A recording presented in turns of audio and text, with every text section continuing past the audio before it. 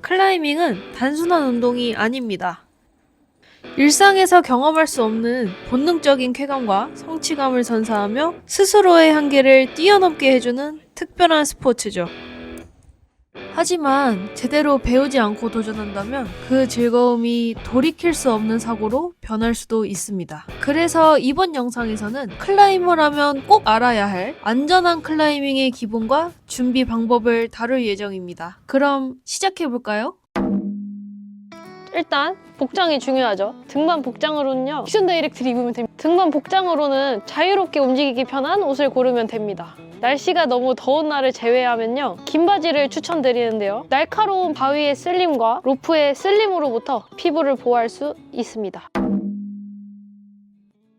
클라이밍 하네스는 입었을 때 알맞은 위치에 올바르게 입는 게 중요합니다. 허리 벨트는 과도하게 조일 필요는 없지만 아래로 당겨도 벗겨지지 않도록 적절히 조절합니다. 다리 벨트는 너무 세게 조이면 움직임에 방해가 되니 손 하나 들어갈 정도로 조절을 해줍니다. 뒤쪽과 앞쪽의 중심이 몸의 중심과 잘 맞게 입어줘야 합니다. 올바르게 착용했다면 이렇게 허공에 매달려도 자연스럽게 몸이 앉는 자세로 유지가 됩니다. 반면 제대로 조이지 않거나 사이즈가 맞지 않는 하네스는 무게중심이 맞지 않아 몸이 뒤집히거나 허리에 충격이 가해지는 사고를 유발합니다. 클라이밍의 시작은 바로 매듭입니다. 가장 안전한 방법은 하네스에 직접 로프를 묶는 방법인데, 되감기 팔자 매듭을 가장 많이 씁니다. 가장 먼저 해야 할 건 로프 길이를 일정하게 잡아야 합니다. 로프의 매듭은 항상 일정한 길이를 필요로 하기 때문에 자기 팔과 몸을 기준으로 어디쯤이 1m인지 알고 있으면 항상 일정한 길이로 매듭을 묶을 수 있습니다. 저의 경우는 한 10cm 정도를 남겨두고 딱 어깨까지 했을 때 1m 정도가 나오고요. 여기서 앞으로 한 번, 두 번 감아주면 이런 루프가 생깁니다. 이제 이 줄을 이 루프에 넣어주면 됩니다. 그럼 이런 팔자 매듭이 완성이 됩니다. 이때 주의하셔야 할 점은, 지금처럼 매듭을 잡은 손을 놔버리면 제가 처음에 잰 길이가 달라질 수 있기 때문에 이 매듭을 잡은 손은 놓지 않고 그대로 줄을 통과시키는 게 중요합니다. 이렇게 팔자 매듭까지 완성했다면 이제 로프의 끝을 하네스의 다리와 허리 쪽에 타이인 루프에 통과시킵니다. 이어 팔자 매듭에서 로프가 나왔던 부분으로 다시 로프를 넣어줍니다. 그리고 원래 묶여있던 팔자 매듭의 로프를 나란히 되돌아가게끔 로프를 묶어줍니다. 되감기 팔자 매듭은 힘이 가해질수록 더 세게 조여지고, 알맞게 묶였다면 세게 조여지더라도 비교적 쉽게 풀 수 있는 안전하고 유용한 매듭입니다. 여기에 이중 안전장치로 마무리 옥매듭까지 해주면 됩니다.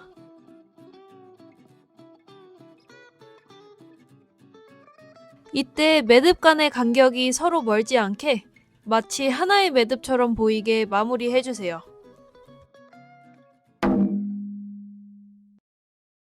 만약 여러분이 클라이밍의 경험이 많지 않거나 초보자라면 지금처럼 맨 위에 걸려있는 로프를 묶고 올라가는 톱로핑 방식을 추천드립니다. 리드 클라이밍보다 비교적 안전하고 빌레이어의 도움을 받기 쉽기 때문이죠. 하지만 쉽다고 그냥 올라가면 안 됩니다. 이건 꼭 알고 올라가세요. 어떤 루트를 올라가든 등반 시작 전엔 미리 루트를 잘 살펴야 하는데요. 특히 사람이 몰리는 등반지에선 서로 양보와 소통을 하며 루트가 겹치는 일을 예방하는 것이 좋습니다. 우선 톱로핑 클라이밍은 먼저 올라간 사람이, 선등자가 이렇게 올라가겠죠. 그래서 이 걸고 내려온 줄을 이용해서 등반하는 게 톱로핑 클라이밍입니다. 그래서 선등자가 클립하면서 올라간 쪽의 줄과 선등자가 하강한 쪽의 줄이 있습니다. 만약 오버행 또는 트래버스에선 클립이 안 되어 있는 줄로 등반하면 추락 시에 불필요한 큰 스윙이 발생할 수 있습니다.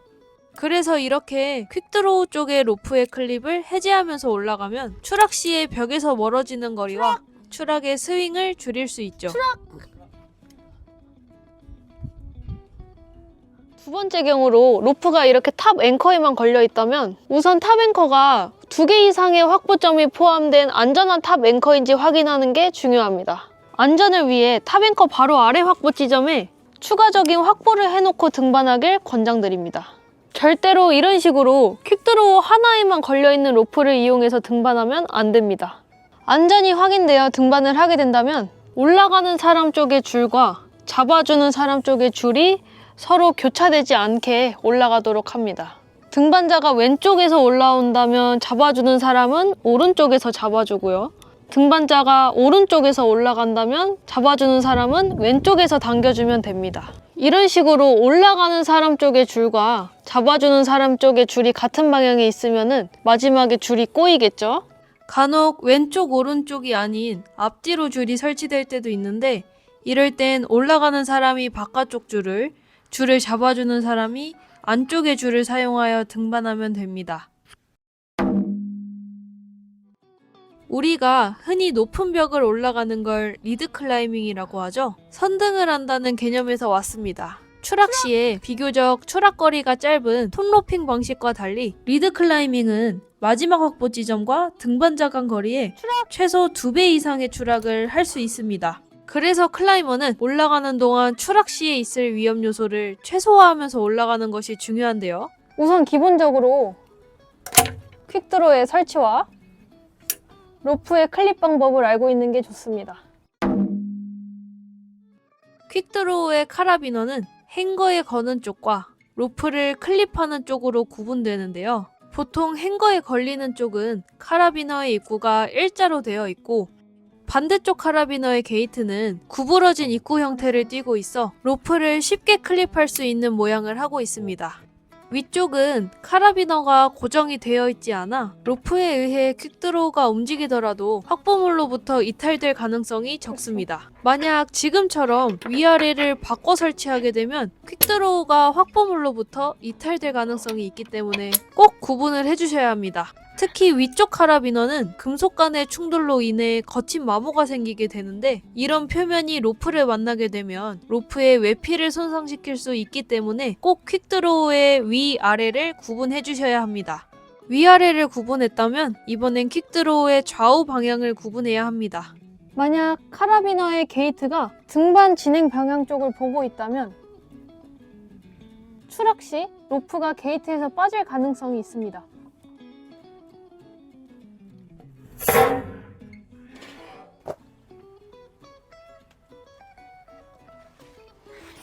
그래서 퀵드로우의 게이트가 등반 진행 방향과 다른 쪽을 향해 있으면은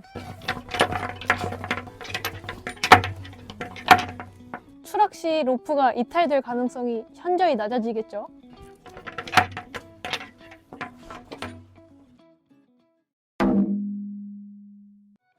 퀵드로우의 클립 방법은 등반자 매듭에서부터 시작된 줄이 카라비너의 바깥쪽에서 안쪽으로 통과되게 클립이 돼야 합니다. 만약 제가 잘못된 방향으로 클립을 한다면 이걸 백클립이라고 합니다. 추락 시에 로프에 의해 게이트가 열릴 가능성이 있습니다. 추락... 바로 이렇게요. 처음에는 거는 방법이 헷갈려서 많이 실수들 하시는데요. 저만 따라한다면 절대 실수할 일 없습니다.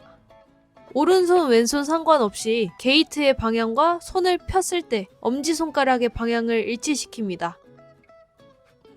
이 엄지와 검지 사이에 줄을 매듭에서부터 올라와 줍니다. 손등이면 손등 쪽 그대로, 손바닥이면 손바닥 그대로 올리면 됩니다. 그대로 퀵드로우에 걸어줍니다. 엄지를 활용해 줄을 넣어주는데 이때 손가락을 퀵드로우에 집어넣지 않게 주의합니다.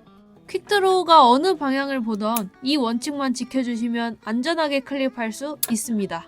줄을 매듭에서부터 가져오지 않고 간혹 다른 쪽에 줄을 가져오는 경우가 있는데요. 이는 Z클립이라는 위험한 상황을 유발합니다. Z클립이란 로프를 매듭에서부터 가져와서 거는 게 아니라 반대쪽에서부터 가져와서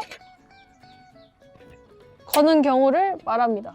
이 상태로 등반이 진행되면은 이런 알파벳 G 모양의 Z클립이 형성이 됩니다. 이런 상황이 되면 줄의 마찰이 심해져 정상적인 등반이 힘들어집니다. 그리고 추락 거리 또한 정상적으로 클립을 했을 때보다 훨씬 더 많이 늘어나게 됩니다. 이런 Z클립 상황의 경우 당황하지 말고 잘못 클립한 지점에 바로 아래 퀵드로우를 풀어주면 됩니다. 다시 정상적인 등반이 가능합니다. 이 외에도 다양한 방법이 존재하기 때문에 다양한 방향, 위치에서 왼손, 오른손 모두 충분한 연습을 하는 것이 중요합니다. 정상적인 추락은 클라이머의 무게중심이 하네스에 앉은 자세로 유지하게 됩니다. 하지만 중력은 생각보다 많은 변수를 만들게 되죠. 등반 중 벽과 로프 사이 공간에 발이 들어간다면 추락 시에 몸이 뒤집힐 위험이 있습니다. 그래서 이렇게 발을 로프의 바깥쪽으로 움직여 추락 시에 로프가 다리에 걸리지 않게 방지합니다.